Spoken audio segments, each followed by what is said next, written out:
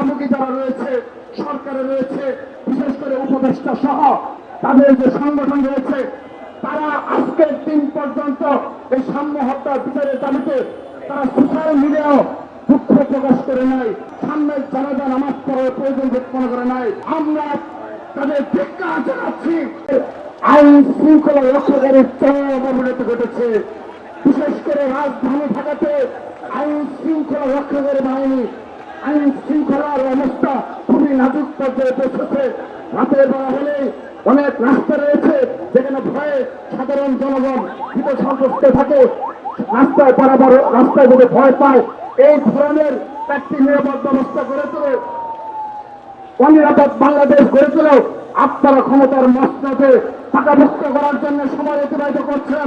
স্পষ্টভাবে বলে দিতে চাই, সাম্য হত্যা বিচারের দাবিতে বাংলাদেশ জাতীয়তাবাদী ছাত্র 7 দিন যাবৎ লাগাতার কর্মসূচি পালন করছে, কিন্তু আপনারা আজকের দিন পর্যন্ত কোনো কর্ণপাত করেননি।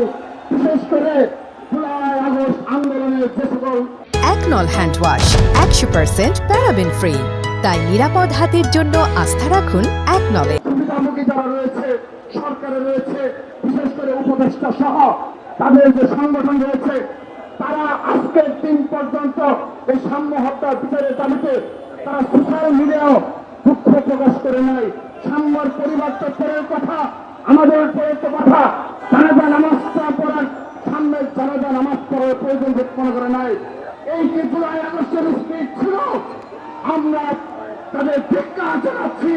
আমরা ছাত্র সমাজের উদ্দেশ্যে বলতে চাই, তারা বাংলাদেশে জুলাই আগস্টের স্পিডের পরিপন্থী কাজ করছে। জুলাই আগস্টে সকল ছাত্র সংগঠনের মাঝে রক্ত গড়ে উঠেছিলেন, সেই রক্তকে কারা বিনষ্ট করছে। আমি সাধারণ শিক্ষার্থীদের উপর বিভাগের উপর দায়িত্ব দিলাম, আপনারা বিবেচনা করবেন এই জুলাই আগস্টের বৃহৎ রক্তকে তারা তাদের স্বার্থ বিনষ্ট করছে। তারা পারভেজ হত্যা সাম্য হত্যার পরে সামান্য সহানুভূতি পোষণ করে না, তাদের প্রতি আমরা কোনো সহানুভূতি পোষণ করবো না।